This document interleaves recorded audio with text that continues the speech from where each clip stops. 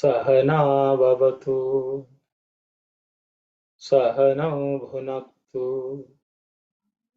सह वीर्यं करवावहै तेजस्विनावधीतमस्तु मा विद्विषावहै। ॐ शान्ति शान्ति शान्तिः।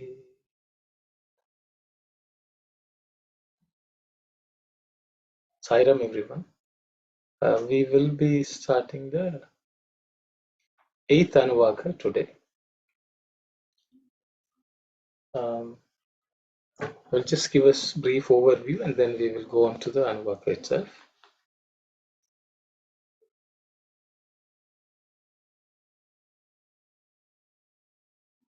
Shri Rudradhyaye Ashtamonuvakaha. Shri Rudradhyaye Ashtamo Anuvakaha. Shri Rudradhyaye Ashtamo Anuvakaha. Ashtama means 8th. Anuvakaha is, so you can call it a chapter, collection of mantras in Shri Rudra. This Adhyaya or this Anuvaka consists of 17 Yajush mantras. As I have explained before, Yajus is metrical prose in specific meters. All the mantras in this Anuvaka also have Namaha,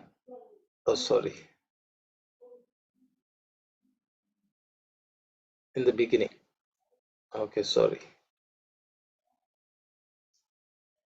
Of each mantra.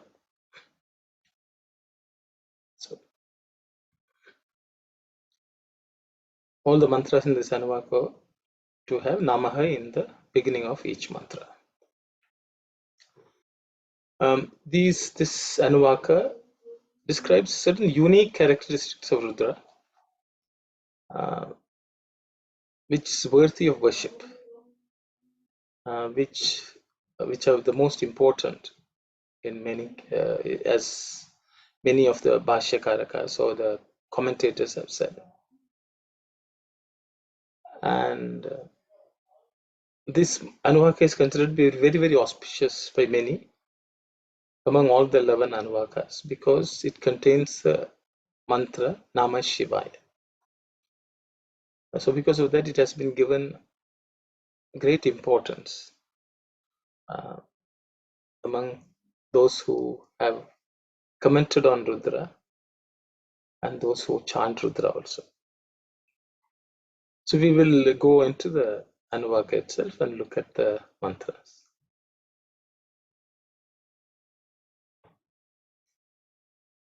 In the tradition which is followed in Puttaparthi, which follows some of the one of the Paddhatis from the Andhra Pradesh, certain one mantra is chanted before we start chanting the Anuvaka itself, which is Om Hara Hara Hara Om.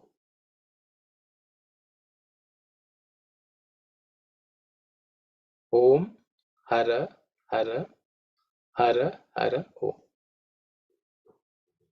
It is not necessarily part of the Anuvaka itself, but because it is chanted, so I thought I will just touch upon that before we go into the Anuvaka proper. That itself sort of highlights that this Anuvaka is a very special one.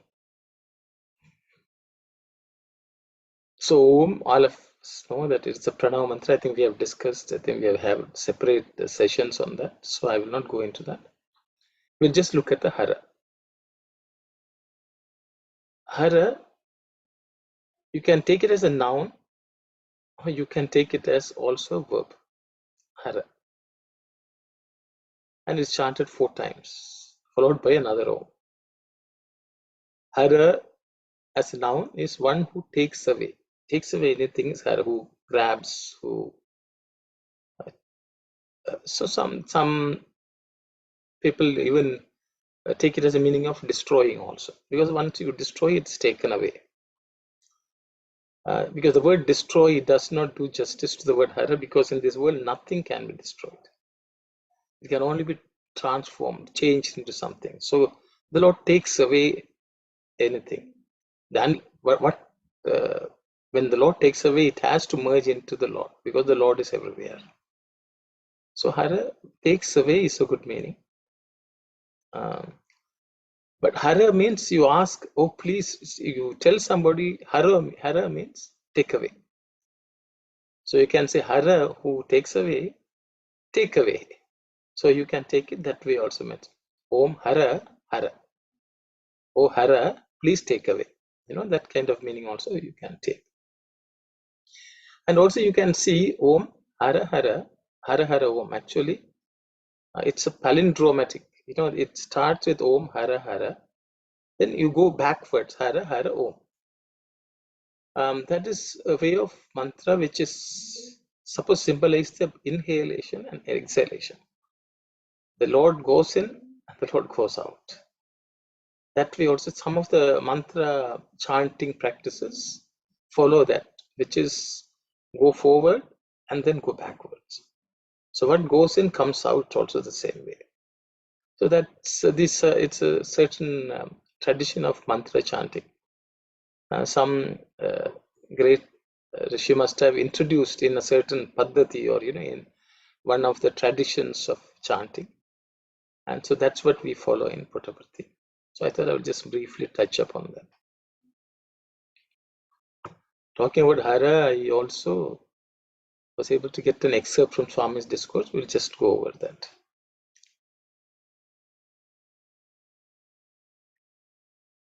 Narayana is referred to as Hari and Shiva as Hara. Both these names are derived from the same root, Har, to destroy, to remove, to captivate, to attract, and to harmonize. Functions which God has clothed himself with. Man's duty is to sanctify his days and nights with the unbroken smarana, recollection of the name. Recollect with joy, with yearning. If you do so, God is bound to appear before you in the form and with the name you have allotted him as most beautiful and most appropriate.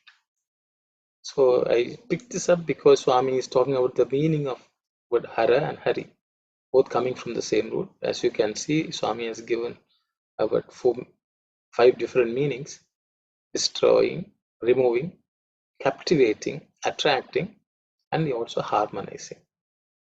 So the 5 functions of the Lord are symbolized by the word Hara, which is used for Shiva.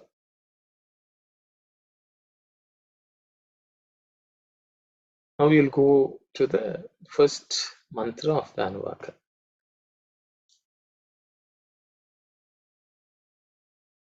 Namas Somaya cha Rudraya cha. Namas Somaya cha Rudraya cha. Namas Somaya cha Rudraya cha. The mantras are pretty simple because there are no aspirated consonants. So it should be easy for anyone to chant.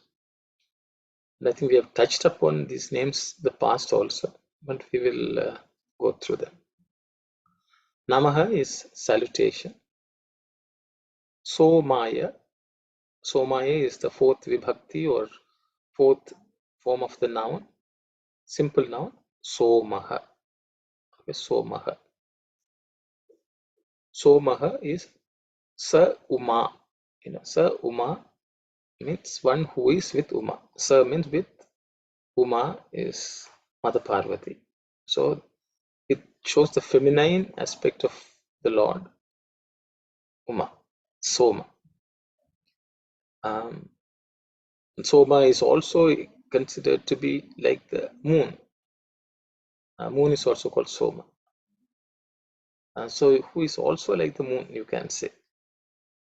And this is it's a cooling aspect, the aspect of Shiva which is very nurturing, because it has the maternal also element in it. So that's the name Somaya. There's a temple in the North India which Swami had gone for the inauguration, called Somanath Mandir, after um, after it was reconstructed or repaired by one of Swami's devotees, Rajmata Navanagar's husband. So Soma is that Lord Shiva is worshipped there as a Somanath or Someshwara.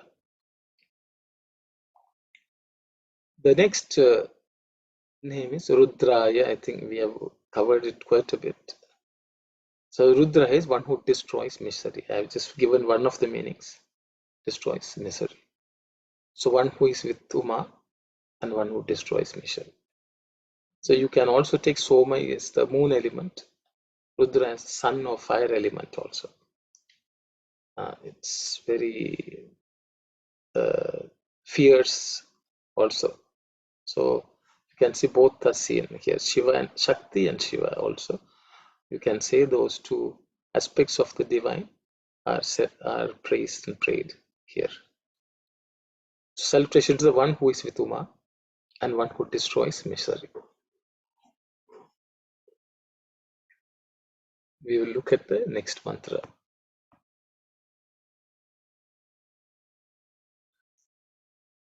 Namastamraya Charunaya Cha. Namastamraya Charunaya Cha. Namastamraya Charunaya Cha. Here also most of all the words, all the consonants are not aspirated, so it should be very simple to chant.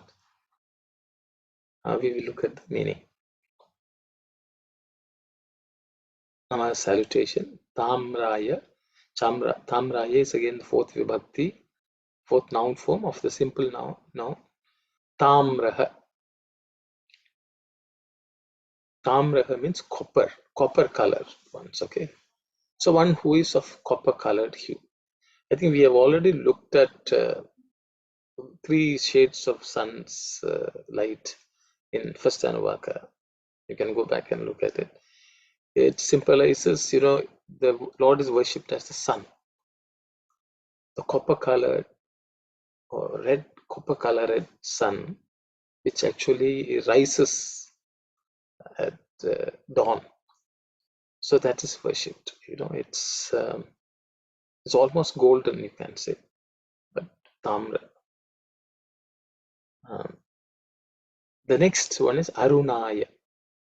Okay, because there is Sandhi. Charunaya means Cha Arunaya. In the first also there is a Sandhi, because Namaha plus Tamraya becomes Namastamraya.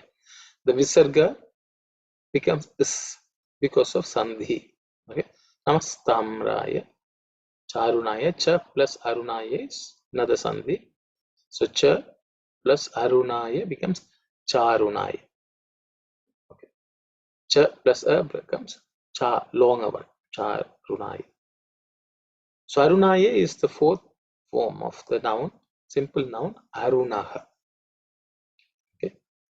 Arunaha is a color of red. That's also called just a little of, as the sun rises, the color which you see is very red sometimes. And that red hue is considered Aruna. So as you can see, even if you look at the previous mantra, so first Soma, in the night, Chandra is there. then it becomes Ugra, okay, as it dawns. So you can see the Soma, you also can say in the night, there's no light, only moon which is reflecting the sun's light can give us a light when it's all dark. So that is also Rudra, who reflects himself, his light on the moon. That we also can look at. Now the sun is rising. Tamraya, Charunaya, Arunaya. Okay. So the Rudra is equal to the visible form of Rudra in this world is considered the sun, because without the sun, the world will not go on, the plants will not grow, life itself will not be there on this earth. So he is considered as a visible manifestation of Rudra. And so it's an aspect of Rudra which appears as sun. So that's the way the rishis have always visualized or prayed to sun. Okay, so Tamraya Charunaya Cha. So as you can see, every day morning when they pray to Shiva, they look at the sun and the colors and they see, oh Rudra, you are showing up in these various colors, and they go into ecstasy. I'm sure when they wake up in the night, they see the moon and they say Somaya. Then they say Ugraya, you are going to, you're going to rise up. Ugra means one who rises up also can be called. Rudra is the one who rises up. Okay, there is Rudra is one who also uh, shouts. Everything is in the morning, as before the dawn, the birds start chirping. It's Rudras whose sound actually is reflected from the throats of the birds. Prayers, you can say. So as you can see, the morning is described as the sun rises. All the four mantras sort of describe that process of everything waking up, and so that way knowledge also will rise in us. Everything should rise. All that is also described these mantras. We will go to the next mantra, the third mantra.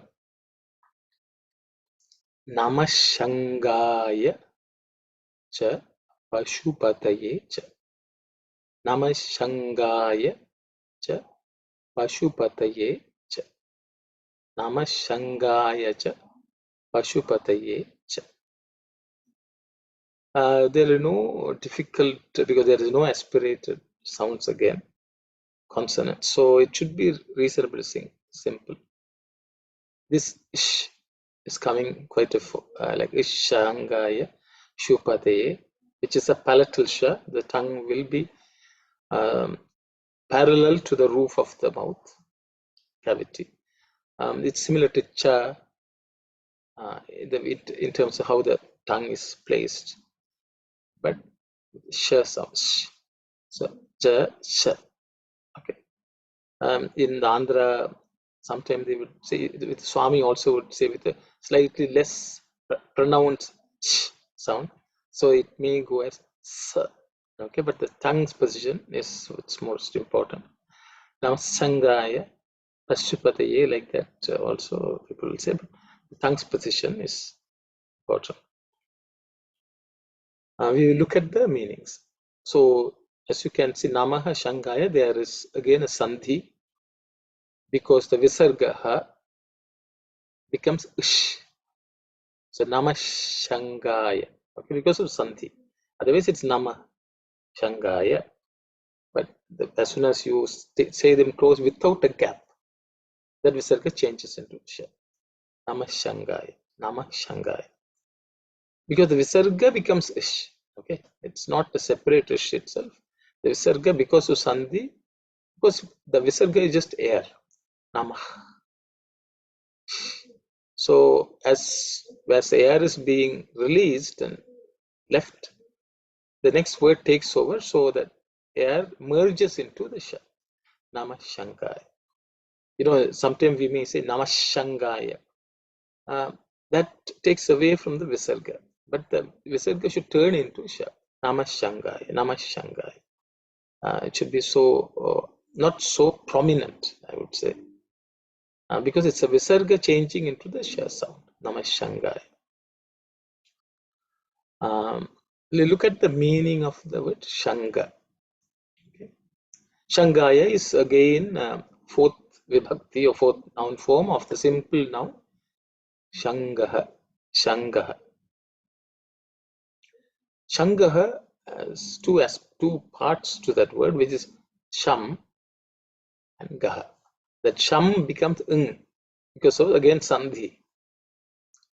Sham, Gaha, Shangaha. So Sham we have already looked at in the past also. Sham has multiple meanings. It's happy, this Sukha, Shubha, and Shanti. All these three qualities are in the word Sham. When we say even the Shanti mantra means it comes from the word Sham. Okay, that which brings happiness, brings peace. Okay, Shanti, Sukha, Shanti, and Shubham, all auspiciousness. So the sound Sham is given a lot of importance in Vedic mantras. Yes, you know, every mantra, every end of every mantra is we end of bhajan also we chant Shanti 3 times because it brings peace, happiness, and auspiciousness to everything. So Sham is that, and Gaha means that which takes, that which goes, that which brings. All this is this represented by the words Gaha, Ga. Okay. So in this case, you can say one who takes along with him some for distribution, you can say. So I would say he brings also. When the Lord goes, he goes towards us. So he brings Sham to us. So because of that, he's called Shangaha. It's a very beautiful name, Shangaha. One who brings happiness, peace, and auspiciousness. Shangaya Namaha. The next one is Pashu. So, you know, we were just talking about sun. Okay. So you can see sun is the one who brings all auspiciousness, peace. You know, even, you know, when you, peace because we are all happy that sun has risen. There's no more darkness. And it brings all auspiciousness because plants grow, people thrive, everything happens because of the sun. So you can see he's the one who brings that auspiciousness to us. So as you can see how the rishis stood as the sun rises and chanted with Rudram, and they say, oh, Rudra, you're coming and you're bringing all auspiciousness. Okay. And we go into the next mantra, Pashupataye. Pashupataye is the fourth noun form of the word Pashupati. Pashu means it means many things. Pashu is, you know, you can say cow. You can say the animal qualities. Pashu. Animal qualities and is also Pashu. Pashu also can be all living beings are also called Pashu. You know, Pati, Pashu, Pasam. You know, that's way in Saiva Siddhanta also the three aspects of divinity which is present. One is Pati, the Lord. Pashu, we are all living beings, Jivatmas, and all living beings. Pati is Pashupati. Pasham is, you know, what the Maya, you can say, what ties down, binds. Okay. So here, Pashupati means the Lord of the Pati is Lord of the living beings. Okay, so you can see because the Lord is the one who looks after also. So in this case, I would say Pashupati means one who controls the animal nature, all those meanings are also there. But in this case, Shankaya, who brings auspiciousness, because he is the Lord who has to look after. So for all of us, you are the Lord. You are the provider. So you are the master. Okay. So the Lord is a better word, who looks after all of us. So because each of the mantra, depending on the context, our understanding, our experience can change slightly. So one who brings auspiciousness, because he is the provider for all the living beings in this world. So that is the Pashupati. To him, our salutation. Namah Shangaya cha Pashupataye cha. So when we chant this, you can say, "Oh Lord, thank you for you're looking after us. You are the one who provides everything for us, whatever we need." Those feelings will arise in us. We will go to the next mantra.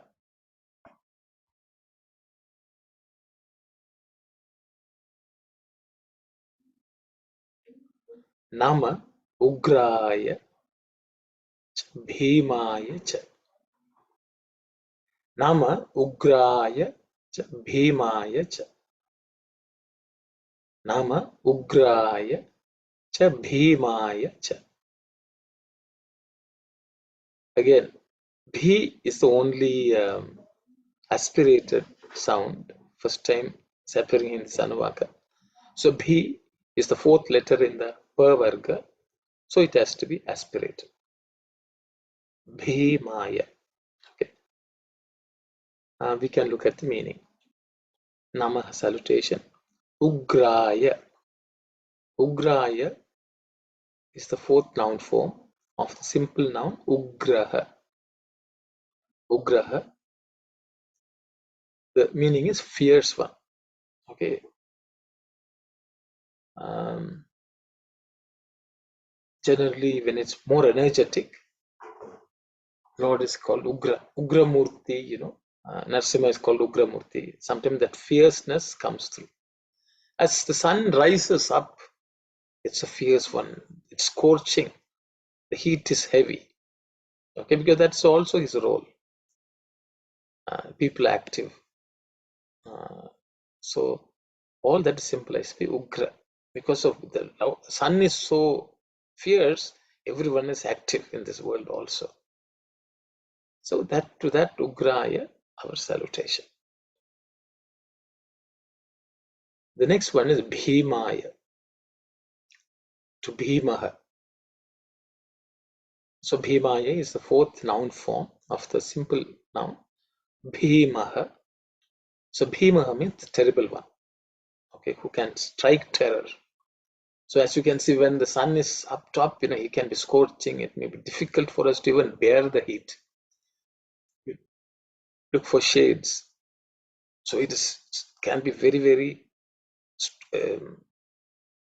causing some discomfiture, even suffering for some people. So that can be very heavy heat. So that's a terrible one, Nothing can stand that heat. No one can stand. So that he takes that form also. Okay. Again, for the purpose of the Loka Kalyana, for the benefit of the world. That heat is also needed for them. But that's when the water vapors rise from the waters and become clouds, and so it also has a purpose. That is also done by the Lord for our own benefit, because he is Shangaya. Okay. Ugraya cha Bhimaya cha. So there also we can see the work of the Rudra. Okay. Salutation to the fierce one and the terrible one.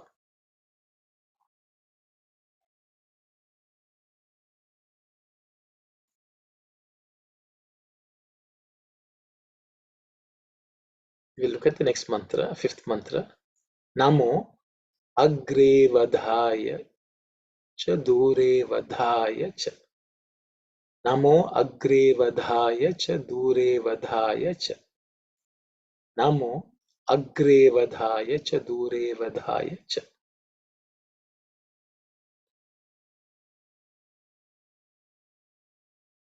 We look at I think because there are a couple of letters which are aspirated. The Vadhaya, Dure Vadhaya. So these letters are the fourth consonants in the the varga. So they aspirate. So they have to be tell with pronounced with a bit of extra air and some stress. Agre vadhaya cha dure vadhaya cha. So the nama has become namo agre vadhaya. I think I had touched upon this avagraha. So usually when sandhi comes, the a turns into avagraha, especially after visarga. So namo agrevadaya, sometimes I becomes silent. But this is an exception. Namaha, the word namaha before a does not change the a into an avagraha. Namo agrevadaya. So there is, you can say, a small pause before the a. Otherwise, a can become silent if any other o is there in front of it. So in this case, it does not, the avagraha is not used because there's a minor pause before a. So many people may not, so, namo agre, so you leave a pause and then only you have to say agre vadaya. So there is, even though there is sandhi, it does not join, connect. So there has to be minor pause. But I'll just point it out. Agre vadaya is the fourth noun form of the simple noun agre vadaha. Agre vadaha. Okay. Agre vadaha means you can say primarily. Okay. Oh, in the front. Agre means one who is in the front. Okay. So vadaha is to kill, destroy. Who causes pain, who pierces, all these meanings also are possible for the word vadaha. So agre vadaha means one who kills from the front, means who faces us and kills. When there's a war, he is in the forefront. That's the person who is agre vadaha. So the Lord is directly killing people. Okay, and that's the meaning which can come out. The sun is all the bad things are also destroyed by the Lord. Sun removes all bad things. Anything bad can be completely destroyed by the sun's light. So it's directly he will destroy. Okay. So agre vadhaya. Dure vadhaya is the next word. Again, it's just a fourth noun form, fourth vibhakti of the simple noun. Dure vadaha. The reality is sun, even though he's directly is far away. Dura means far. Okay, from far he is able to kill. He doesn't have to come close. But even though he's far, he's also near us. Directly he can. That is his. Even though the Lord is far, even if he is far. Far in the sense we cannot reach. From our perspective, he is far. But from the Lord's perspective, he is very near. He is agre. Even though the sun is so far, millions of kilometers, so I don't know what the distance is. He is so close, he can touch us. He is so close and he is direct. So that is the way the Lord operates. Even though he is unapproachable, we can't see, we can't perceive, we think he's so distant. He is there with us all the time. He is directly present. The sun's light can cause so much change in us, in our own bodies. The skins can be burnt, if you are exposed to sun, the skin can be burnt, directly scorching us. Okay. So agre vadhaya, chadure vadhaya. So that's the way Rudra operates.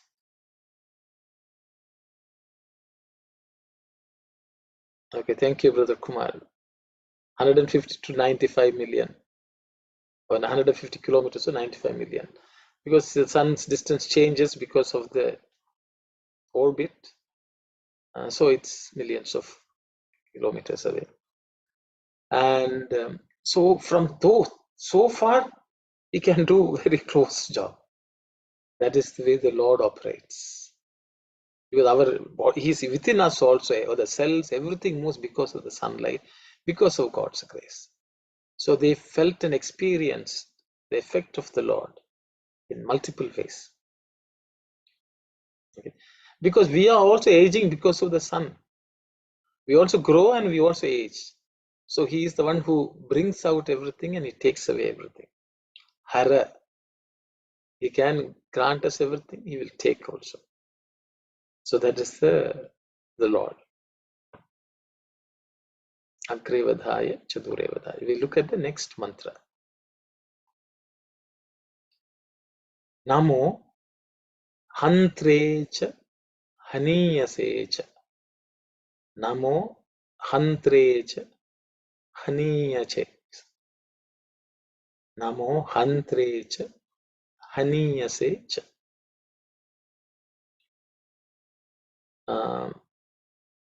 There is no aspirated consonants here. It's only the in it that there are three consonant compound there. A compound consonant with three distinct consonants. In it and re. Okay, hantre. That's the only thing which you have to pay attention to, but otherwise it should be simple. We will look at the meaning. Namaha, salutation. Hantre. Again the fourth vibhakti of the simple noun hanta. Hanta. Hantru is the original root.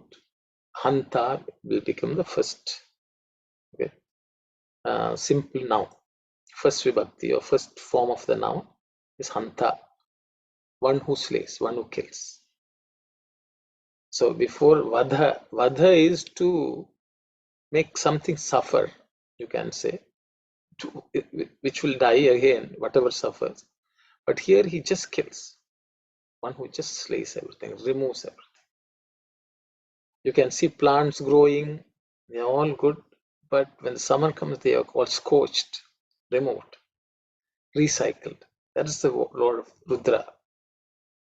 He destroys everything so that it can be rebuilt again. Okay, so he is seen as Hanta. So when something dies, also thinking that's also the play of the Lord, play of Rudra. Okay, he is the one who brings to life, makes something grow, gives everything, then he removes also. So he is the one who does all that. So Hanta, to that Hanta, Namaha, Hantre Namaha. To that Hanta, our salutation. Haniyase. Okay.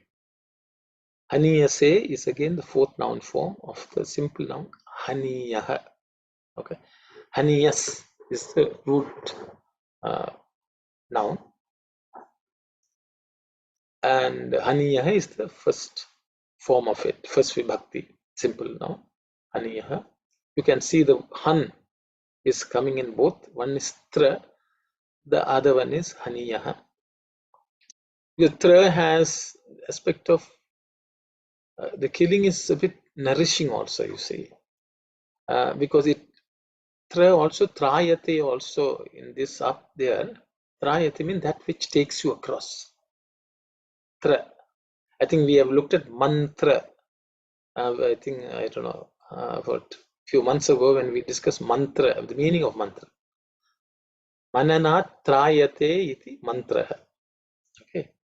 So by constant remembrance, that which saves us, takes us across, is mantra. Okay. So Hantre, he just doesn't kill. By killing, he actually saves us. That Lord is Hantre. Okay. So that what does he kill? He will kill the ego and he will take you. He will save you from all the troubles. So that is the meaning of Hantre. It is not, just someone who kills for the sake of punishing. One who saves by killing. That he is Hantre.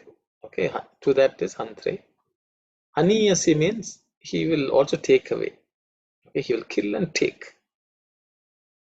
Because Han, yeah, there. So the meanings are such that he will take, move by after killing. So that is why every, even the destruction actually takes you move on. So one who kills and makes you move on is Hani. Yes, you can say one who kills and takes you, saves you is Hantre. Okay, so there are subtle meanings, slightly different meanings. I think the Rishi saw when something kills also, they think, oh, you have saved them from all suffering. Or you have saved them and you take them away somewhere else. Both these meanings are, because nothing in this world is destroyed. Everything gets recycled. That is the Sanatana Dharma philosophy. Nothing gets destroyed. It doesn't become null. It just gets transformed. It just changed.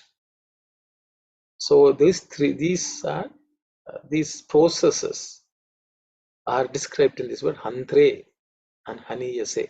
Okay. Hantre Namaha, Haniyase Namaha.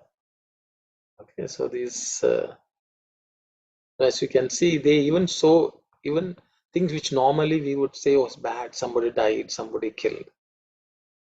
The rishis saw that also as something beneficial which Rudra himself is doing. So that's part of the natural evolution of the Jivatma towards the Paramatma. To that extent, they thought death as something auspicious. Because the body which is dirty, which is full of all problems, is given up and the Lord has taken. So we'll go to the next mantra. Namo Vrikshebhyo Harikeshebhyas.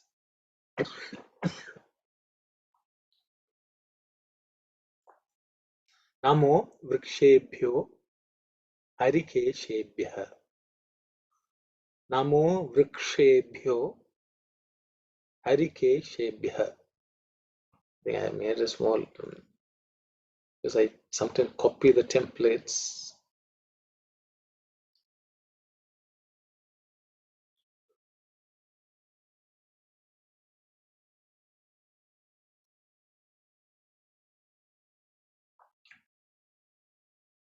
One second, sorry.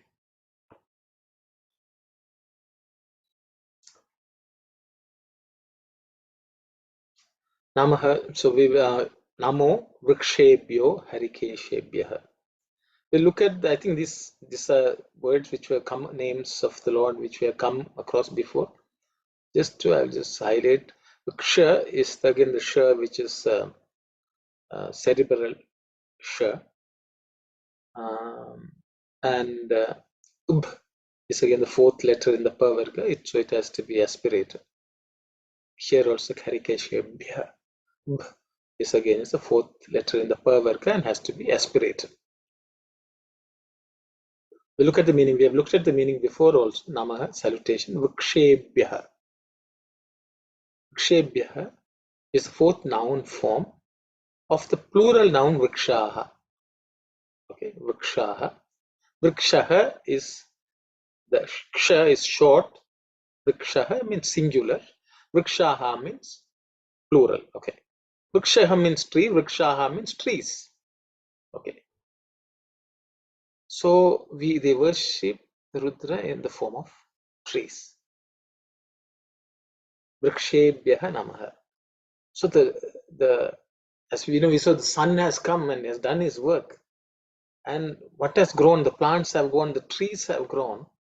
So now the trees are also seen as forms of Rudra. Rudra is the one who has become the trees. How? Because his light has made these trees grow. So that is also Rudra. Vrikshebhyah namaha. So when they looked at all the trees, they said, oh Rudra, you are all these trees. You are the one who gives us the food. So they saw them also as an embodiment of Rudra. Vrikshebhyah namaha. Then we go to the next name, Harikeshebhyah. I think we have looked at this also. Harikeshebhyaha is again fourth noun form of the plural noun, simple plural noun, Harikeshaha. Harikeshaha. Hari is green. Keshaha means hair. So they look at the trees and they see all the leaves which are all green. The green leaves are nothing but the hair of the trees. So they say, oh, you have become the trees and you have this green color hair. Because this green is the most important thing because that's the one which absorbs the sun's light. The chlorophyll is present and it can produce everything which we need. So that green hair of the Rudra is the one which is nourishing. So they prayed to that also. They worshipped or they said thanks there also, and they saw that also as an embodiment of Rudra. Vrikshebhyah Harikeshebhyah Namah. Okay, they saluted to that also. Okay, salutation to the one who is in the form of the trees, one who is in the form of those with green hair, those leaves. Okay, I have tried to put the green leaves so you understand the meaning, or I'm sure you will remember, but so I thought I'd just mention that. We will go to the next mantra.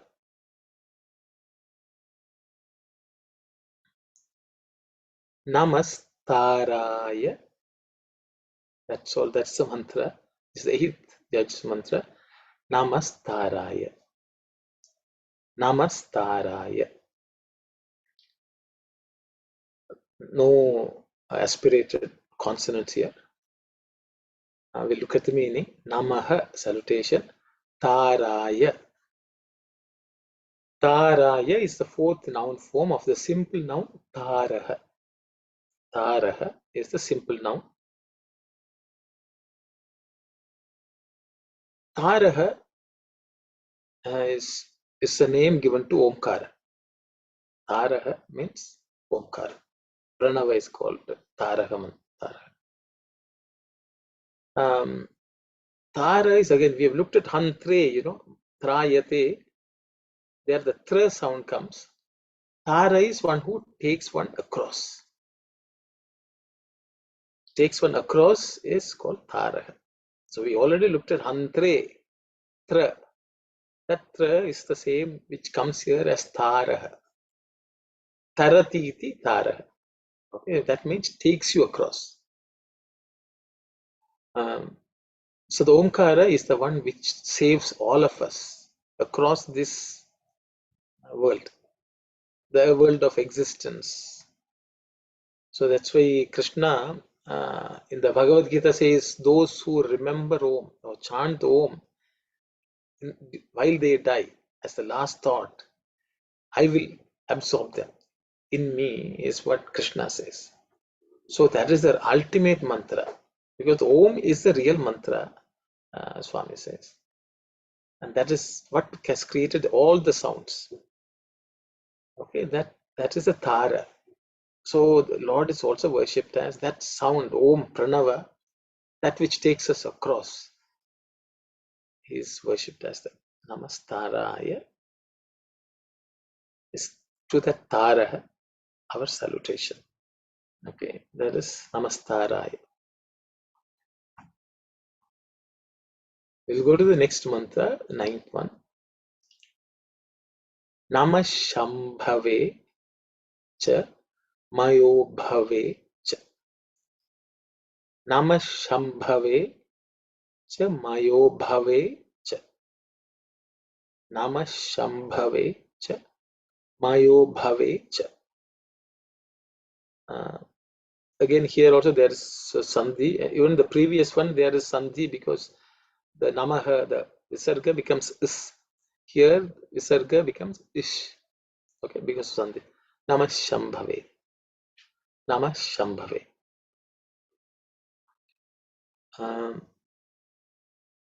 Namaha is salutation. Shambhave is the fourth noun form of the word. Shambhu. Shambhu. Okay, Shambhu. I think many of you know in bhajan we get Shambhu Kumara, Ganesha, son of Shambhu. Okay, Shambhu Kumara. So Shambhu is a name for Lord Shiva. As you can see, Sham again comes here. Sham and Bhu. Okay. So the Lord who is the, you can say embodiment of Sham also. One who is the source of the Sham. Okay. So all this we saw the tree and so who is the source of all this is Shambhu. That Sham, we already looked at Shangaya, one who brings auspiciousness, prosperity, and all good things. The Shanti, peace, happiness, and auspiciousness. Shanga. Now we say Shambhu. Okay. So you're present in everything. You're present as Sham in everything in this universe. So you're the source for us, direct source. Okay, Shambhu. To that Shambhu, our salutation. Shambhave Namaha. That is Shambhu. Then the next name is Mayobhave. Mayobhave. Here also there's a pa, as you can see, pa, both are aspirated, fourth letter in the pa varga. So just make sure that you aspirate it. Mayobhave cha. Mayobhave is the fourth noun form. Pa. So for the Mayobhave is the fourth noun form, fourth vibhakti of the simple noun Mayobhuhu. Mayobhuhu. Okay. So the commentators have given the word Mayas. So there are two, Mayas and Bhu. Okay. Like Bhuloka, this earth also is what is manifested. Mayo Bhu. So Bhu also means world. You can see the world. That which has existed also comes there. Bhava. Okay. Bhu. So Mayas is considered happiness. That's also another way of auspiciousness. One who is a source of happiness. Okay, so some commentators say, so Shambhu is one who gives us happiness here. Mayobhu is one who gives us happiness once we have left the world. In the other world, he gives us happiness, and that happiness is called Mayas. Is interpretation of some of the commentators. Some commentators say Shambhu means he removes all bad things and gives us happiness. Mayaskara means one who gives positive happiness. Multiple meanings have been given. So you can take, ultimately, he's the grantor of all that is auspicious, here and hereafter. While we exist in the body and when we have left the body also. Okay. So Shambhu and Mayobhuhu. Okay. To both of them. Because he's the source, he's the embodiment of that joy which is present here, joy which is there after we die also in the other world. So that these are the types of meanings they've given. Namah Shambhave cha Mayobhave cha. Look at the next mantra, which is quite similar to this. Namah Shankaraya cha Mayaskaraya cha. Namah Shankaraya cha Mayaskaraya cha. Namah Shankaraya cha Mayaskaraya cha. So here there are no aspirated consonants, so in terms of pronunciation it should be reasonably simple. Many of the commentators join the previous mantra and this mantra together and give meaning because both of them have Sham and Mayas. Okay. We'll just look at the meanings quickly. Namaha, salutation. Shankaraya is the fourth noun form of the word Shankaraha. Okay. Sham and Kara. There are two sounds, two parts to this word Shankara. Sham and Karaha, that becomes because of Sandhi, Shankara. We have already looked at Sham. Karaha means one who does. Okay, one who does happiness, one who gives happiness, makes us happy. He's the source of happiness, but he makes us also happy. See, it's like this. When you are a baby, the mother can serve the food, mother has to feed also. Okay, as an adult, we may be able to feed ourselves, but the Lord also makes you happy. That means He feeds you that. So they say, Lord, Lord, you have given us, you are the source, Shambhave, but you are a Shankara also. You just make sure that, see, we can only take a horse to the water, but the horse has to drink. But the Lord can make the horse drink. He can make us also eat.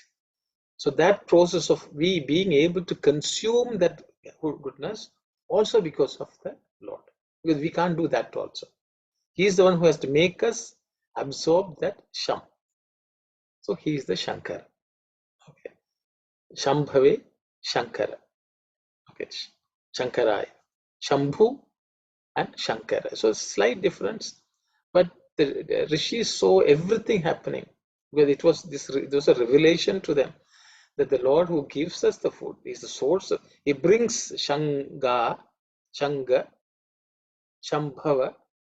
and now he is Shankara. So he became the source from which we can access it. Then he is the one who makes us accept it also, makes us absorb. He is the Shankara. Okay, to that Shankara, our salutation. Mayaskaraya is the next word. Again, is a fourth noun form, fourth vibhakti of Mayaskaraha. Again, Mayas and Karaha. Even when he takes they are also happiness he has to give us. So that was what the rishis witnessed as happening. And so those mantras came through them. Shankaraya cha Mayaskaraya cha.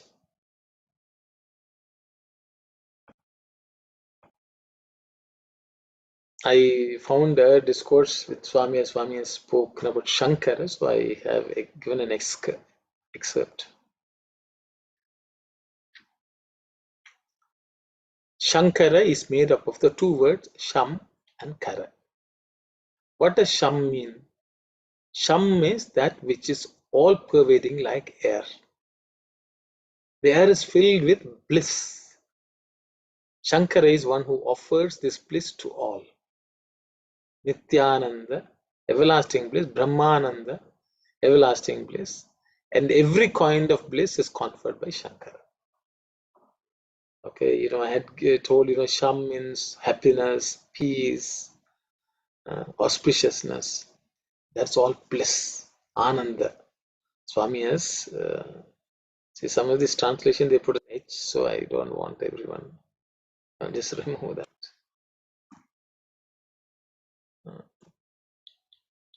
Okay, Brahmananda, Nityananda, all that is Sham. He gives us, grants us that is Shankara, as Swami has said. So next time when we say Shanti, we can see, he's just spreading that mantra itself will spread Ananda, Nityananda, Brahmananda to everyone. So that's why in bhajans, any prayers we chant, we pray, and then we say Shanti. That means we are distributing it to everyone. That's the idea of chanting Shanti, Shanti, Shanti. At the end, so that process itself, we have received the blessing and bliss. Now let's distribute it to everyone. Okay.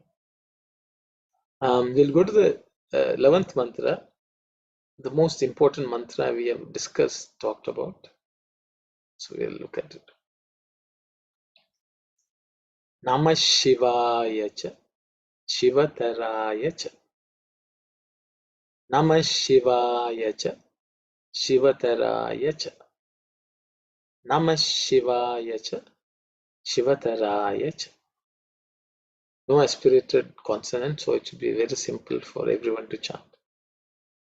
Namah Shivaya cha. Namaha is salutation. Shivaya is the fourth noun form of the simple noun Shivaha. Shivaha means one who is auspiciousness. Shivam is auspiciousness. So all auspicious is Shiva. To that Shiva, our salutation. The next mantra is Shiva Taraya, is the fourth noun form of the simple noun Shiva Taraha. Shiva Taraha. Shiva, we have already looked at. Taraha. So in Sanskrit, the word Taraha and Tama are used as more and most. Tara means more, Tama is most. So we will see Shiva Tama is also comes in the Rudram. Shiva, Shiva Tara, Shiva Tama. It's like good, better, and best. That kind of meaning. So auspiciousness is more auspicious, is the most auspicious. Those three names come for Shiva. So in this case, Shivaya, Shivataraya. That means you are more auspicious than anything else in this world. If we think that something is auspicious, Shiva is more auspicious than that. So that is the meaning. The Lord, there's no comparison. Anything, we go to these stores and they will say, we will beat anyone's price. You show us a price and we will do better than that. It's something like that. So if we see auspicious anywhere, Shiva will be more auspicious than that. That's the way Rudra. That's the way the rishis saw Shiva. Shiva Taraha. Okay, salutation to the one who is auspicious and one who is more auspicious. More auspicious means nothing can be auspicious than even equal to the Lord's auspiciousness. So that's the meaning of Shivataraya cha. These are all the mantras which I had picked up, but I wanted to share one shloka about these mantras. So I thought I will share that with you. I will just read Vidyasu Shruti Rutkrishta Rudraikadashini Shrutau Tatra Panchakshari Tasyam Shiva Ityakshara Vidyasu Shrutirutkrishta Rudraikashini Shrutau Tatra Panchakshari Tasyam Shiva Ityakshara Vidyasu Shrutirutkrishta Rudraikadashini Shrutau Tatra Panchakshari Tasyam Shiva Ityakshara Dvayam. You look at the meaning. Vidyasu, among the Vidyas, among all forms of knowledge. Among all forms of knowledge, Vidyasu, Shruti, this is Veda. Shruti is what you hear, Vedas. Utkrishta is the greatest. Utkrishta means superlative, it's above everything. So among all forms of knowledge, Vedas or Shruti is the greatest, above everyone. Okay. Among the Vedas, Shrutau, Rudraikadashini. Okay, Rudraikadashini means Rudra Ekadashini. Okay, that's the way to.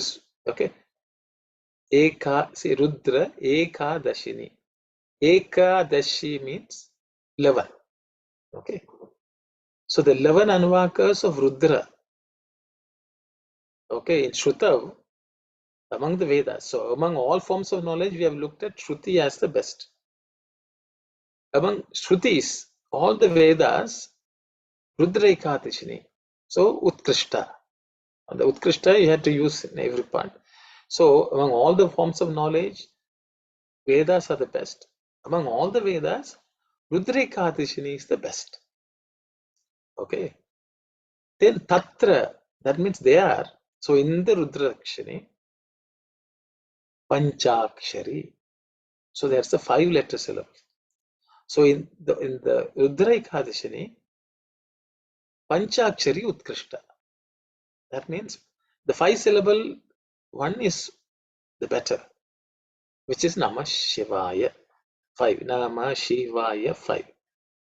So in the entire Rudram, Namah Shivaya is considered the best, Utkrishta. Tasyam, that means of this mantra, Shiva, okay, the 2-lettered Shiva, 2-lettered means, oh,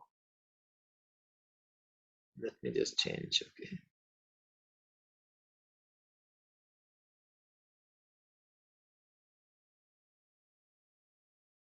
Aksharadvaya. Sorry, one second.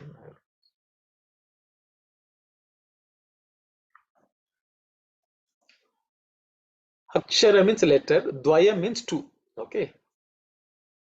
Shiva iti. Thus, Shiva, the name Shiva. Okay, that Akshara Dvayam is that Shiva, which is a 2-lettered Akshara Dvayam, is Utkrishta. So even in the Panchakshari, the 2 letters Shiva is superior, the greatest. So this is something which shows why Sri Rudram is important among all the Vedas. Among all the Vedas, the Namah Shivaya is the best. In the mantra Namah Shivaya, the Shiva, the 2 letters are the superior. So the Shiva gives everything the power. Okay. So this is a verse which is always quoted to show the importance of Rudram, Sri Rudram, the Namah Shivaya and Shiva. So I thought I will share with you all. A few excerpts from Swami, I will just go through that.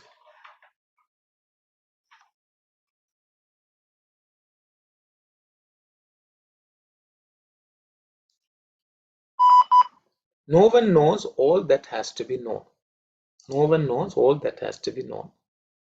There is none who knows nothing of anything. Okay. There is none who knows nothing of anything. Many there are knowing something of some things. Sai alone knows everything of all things. I don't know why this. The 5-element body. One second. The 5-element body of man, equipped with the 5 senses, has as its life breath the 5-lettered formula, enshrined in the Namaka section of the Yajurveda, Namah Shivaya. So Swami is referring to this Rudra. It is a basic mantra which means that which can save when meditated upon.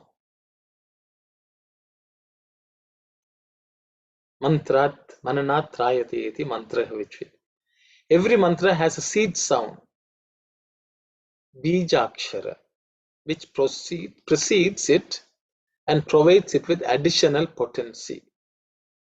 Sound emanated first through the will of God, so the bijakshara is the fundamental for the mantra and its efficacy. The akshara is sanctified by the Vedas or by the Tantra texts. The bijakshara for the 5-lettered Namah Shivaya is the Vedic sound Om. Swami says the Om preceding the Namah Shivaya gives the full power to the word mantra Namah Shivaya. So that's a discourse from 1985, September. Here's another excerpt. Most of the names of the divine have but 2 letters or syllables. Because Akshara Dvayam we looked at, so I thought I will mention this. The significance of the number 2, which is Rama, Krishna, Hara, Hari, Datta, Shakti, Kali, okay, is that the first syllable represents Agni principle, fire principle, which burns up accumulated demerit or sin. And the second represents the Amrita principle. So Agni and Amrita in these 2 letters. The restorative, the refreshing, the reformation force. The 2 processes are necessary: removal of the obstructions and construction of the structure. Okay. So that is why sometimes we are seeing pairs also we saw. Okay, one removes, the one confers. Both are the actions of the divine. So all the 2 aksharas, Shiva does the same thing. One removes the obstruction and one grants all the joy. Okay. Shankaraya Mayaskaraya. Shambhave Mayo Bhave. So that way also we can. One does good by removing the bad, the other one gives good. The same concept has been told by Sri Krishna in the Bhagavad Gita as Vyavasatmika Bhukti. That means just like a farmer removes all the weeds first, then he plants the crop. So that is in the spiritual world. These 2 actions are important. One is remove all bad qualities, put something good. And the mantras do that. So that's why we chant those mantras. We'll go to the next excerpt. Because Swami has spoken about Om, then he continues to talk about Om. Om is how A, U, M are jointly pronounced. There are 3 sounds. I think we have already looked at Pranava. Each of these letters is devoid of spiritual force, but together they arouse energizing vibrations. Each of these letters is devoid of spiritual force, but together they arouse energizing vibrations. Shivaya in the mantra means to Shiva. Shiva is that which confers good fortune, wealth, prosperity, and happiness. Pandits have commented on this formula and explained it in various ways. They have interpreted Na as indicating Nandi Vahana, the god who has Nandi, the bull, as Vahana, vehicle. They take Ma as the pointer to another name of Shiva, Mandara Malin, okay, wearing a garland of Mandara flowers. And C as Surya, the sun which, when it dawns on earth, unfolds the lotus of the hearts of the beings, etc.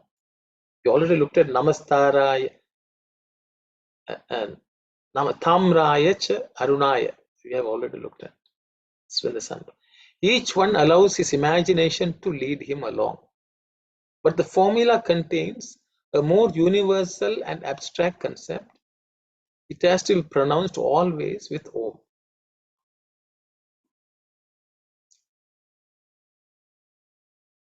The Namaha prostration is for Om, which is denoted as having Shiva attribute, being the source of peace, prosperity, and success, of Mangalam in short.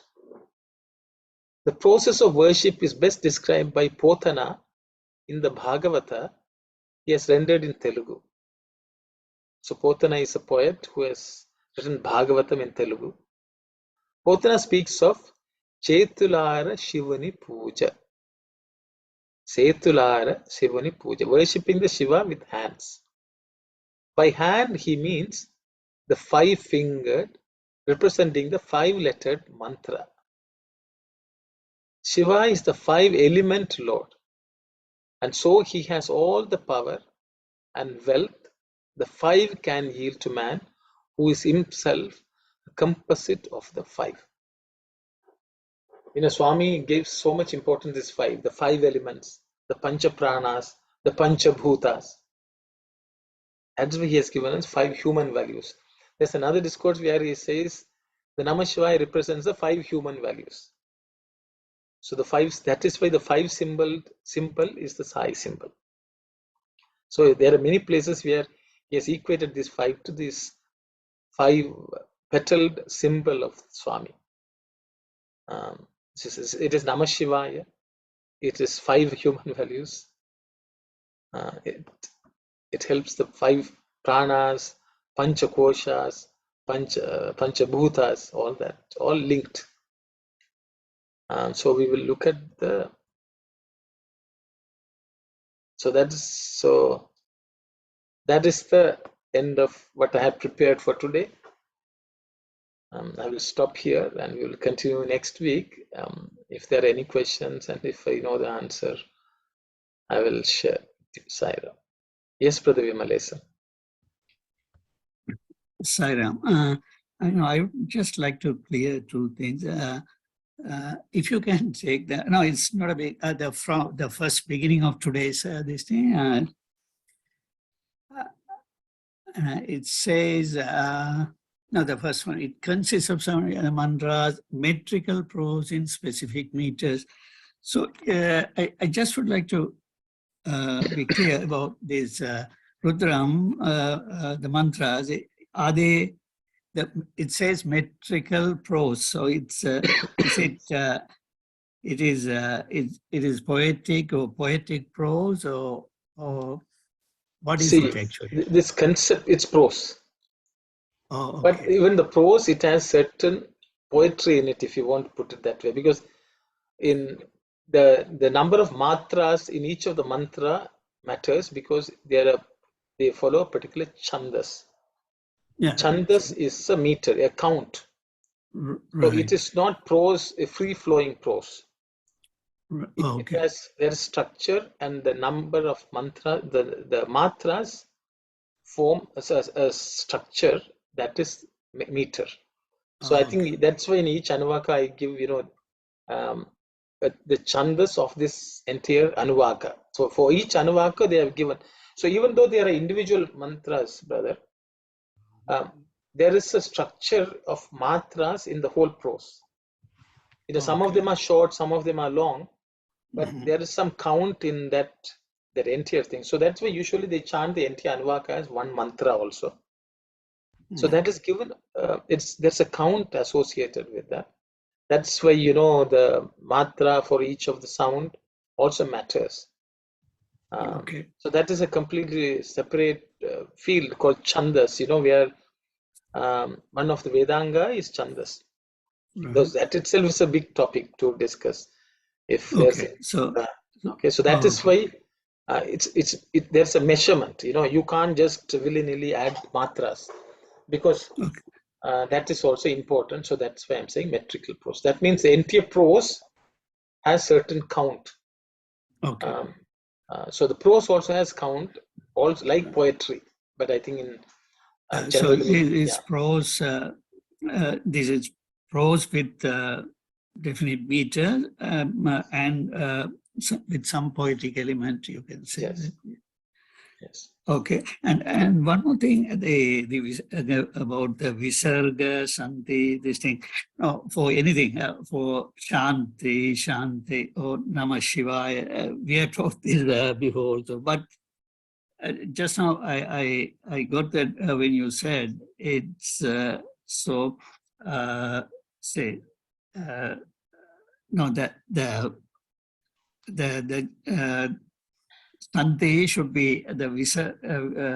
Say you said some other example, but we can say for Shanti. Can we say Shanti, or is sound? That's how some say. So both correct, or Shanti. Both correct, or one is better, or? See, the thing is, if you join them, the Visarga changes into Ish. That's all. So for example, if you take Shanti and you pause and go to the next Shanti, there is no Sandhi happening because you have paused. Right. But once you bring both together, that Visarga, the air, turns into Sha. That's all. So Okay. if you say Shanti, Shanti, Shanti. So there you have paused after each Right. time you say Shanti. Mhm. But if I say Shanti, Shanti, Shanti, that Visarga becomes Ish, that's all. Shanti, Shanti, Shanti. Yeah, but you said it's better not to stress the ish, right? Yeah, Because because what happens, when people stress, sometimes there's a time period there. See, if I right. say Shantish, Shantish, then I have given some sound to that Visarga, some Okay. matra to the Visarga. Right, right. Okay. See, then your count is increased. You have, there is a elongated sh. Yeah, right, That right. is not to be. Okay, so as you said, the Visarga just merge into the next Isha. It's Okay, so you see, so it's same thing. You can so for Namah Shivaya also, it's same thing, right? yes, Namah Nama. Shivaya. Oh, See, okay. Namah Okay. Shivaya. See, there's a Oh, slight difference between Namah Shivaya, yeah. between Namah Shivaya. Okay. Again, the Right. Visarga has become Sh, but you don't stress on it because you know that the Right. Visarga which is changing into Sh. Okay. Okay. Okay, Namah Okay. Shivaya. Okay, Yeah. that's the way I understand. But Okay. we should not say Namah Shivaya. You understand? Yeah. Right. That is Yeah. very important. Sometimes people want to stress. So Yeah. Sandhi has a role, but it should not Yeah. over Yeah. be bearing. That's all I was saying. Right. Let us not Okay. make it, because sometimes what I've seen people, because they have learned this Sandhi, so they will say Namah Shivaya like that. Yeah. It is not Right. important. It's Namah Yeah. Shivaya. So Okay. you should understand Sandhi is when you bring it is a natural free flowing of sound. It is Yeah. not something Yeah. so because then you are increasing the volume, everything Yeah. happens together. Right. Yeah. Yeah. Namah Shivaya. Okay. That Visarga has become a Yeah. Okay. so that extra stress in terms of sound, because there's something called Sikshavali, they will say Matra Balam. There's something called Balam. Balam means the effort which you give to a sound. Right. So Namah Shivaya, I've said ish. But if you say Namah Shivaya, then I've given too much balam to that ish. Okay. Right. So it's not needed. And it's not proper also. Namah Right. Shivaya. Yeah. So Okay. see, Matra Balam, they will say Mm-hmm.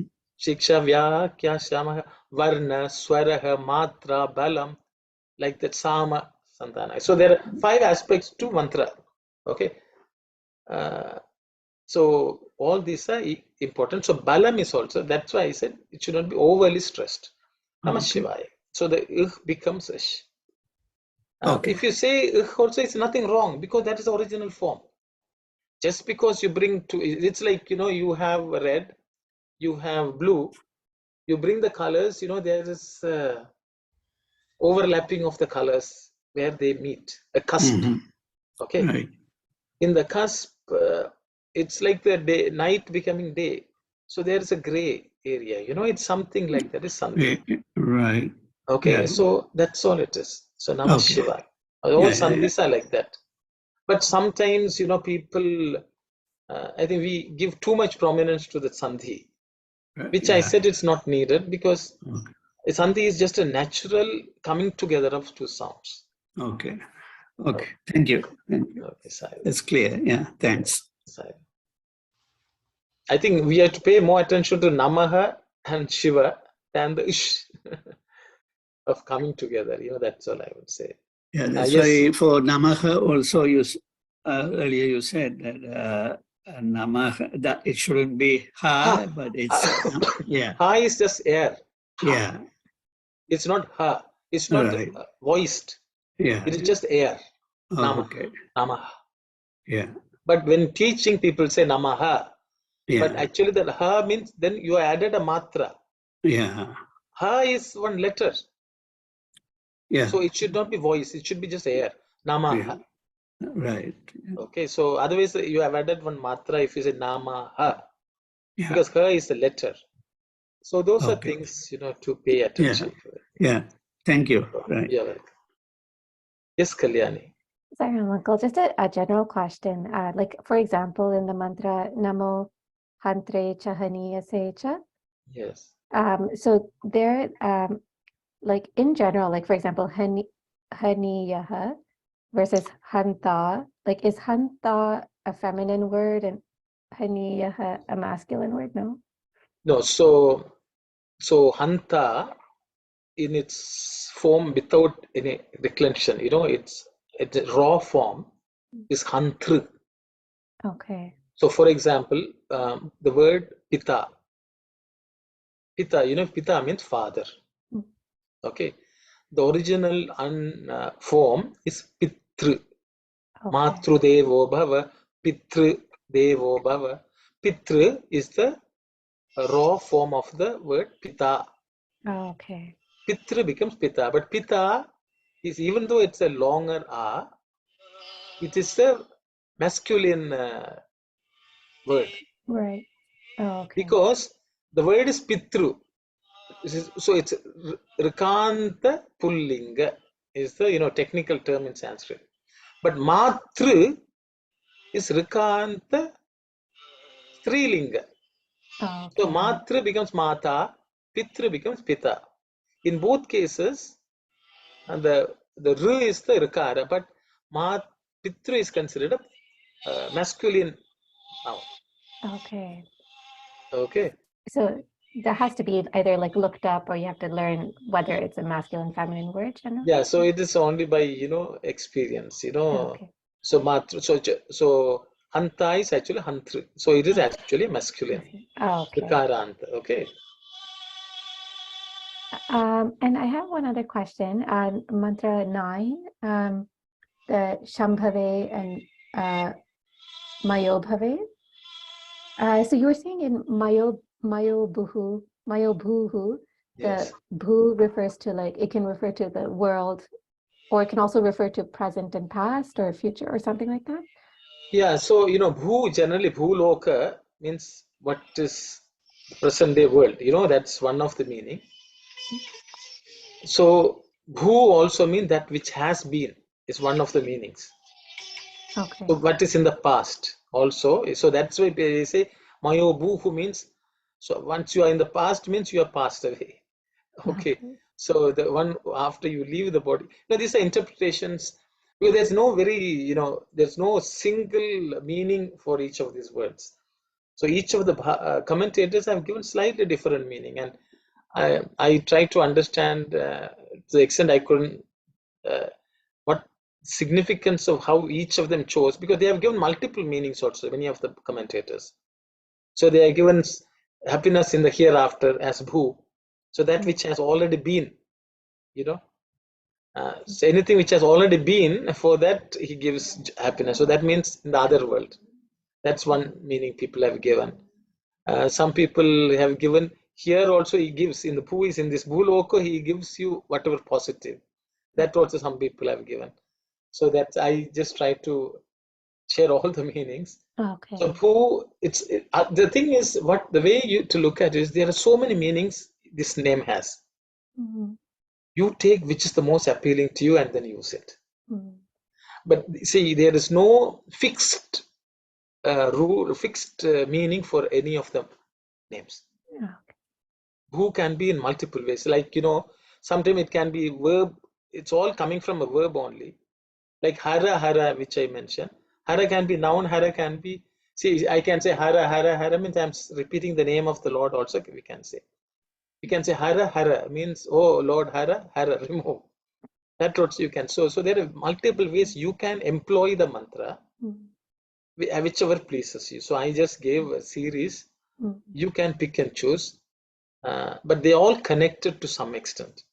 Okay. See, if you say bhuloka is here, you in the other worlds also bhu means the bhuloka which we see is the bhuloka here. When we are there, that also can be bhuloka. In that in that sphere, that dimension. Okay. So there's a gross element. Here also gross element. So there are multiple ways of understanding the meanings, and it's up to the each person's imagination. Given the word, the allied meanings, one can visualize and meditate on whichever one wants. I hope I have answered your question. Yes. So my other question is for the word Shambhuhu. That bu, is that has similar meaning? Similar meaning. Oh, See, as you can see, all of them have become bhave. right. Both of them have become bhava. Bhava, bhaya, harana, we'll say. Bhava means existence. Mm. Okay. See, bhu and bhuva. So in bhuva, you can say heaven, but they're all related to related in some way to bhu. That is which one of the part of creation. That's the way I understand. So, but they are all related. Is the bhu in bhuva? So you can say Shambhu means is the one who gives in the bhuva loka. One is bhu loka. That way also you can take. See, in our we bhu bhuvaswa. That means the gross is bhu. Mm. Bhuvaha is that which is a subtle. So you can say Shambhu is in the subtle form also. But they are all related to existence. That much is clear. Okay. Whether it's gross or subtle or in this world or that world, that can change. And actually, sometimes I've seen commentators giving exact, so sometimes opposite meanings also. Mm. But because they're all around the same thing, it's like everyone touching the elephant in different parts. Right. It's the way. So the mantra itself is an ocean. Different people, so I see the trunk, I see the tail, something like that also I've seen. Mm. So but there's no fixed meaning. So I just shared whatever I read, that's all. I'm just parroting. And then we can pick and choose what appeals to us. Right. And then in the next shloka, the word mayaskaraha is, you said, one who confers happiness in the higher world. So does the term mayas like specifically refer to that specific type of happiness that you get in the other world kind of? Yeah, so there are two meanings which I saw. One is mayas is the happiness you receive in the other world. Okay. Mayas also there's positive happiness. Okay. That means there's nothing wrong. So for example, if you go to Swarga, heaven, there's no problems. Everything is good. That kind of meaning I think people have given. So mayas is positive happiness, whether you receive it here or in the next world. In the Okay. next world, there is no bad things to be removed if you are in Swarga. All good, all happiness. So that is unpolluted happiness is, I think the sense I got from that. Oh. And for example, Shambhu is also one. Who is Sham means who is easily pleased also is Shambhu.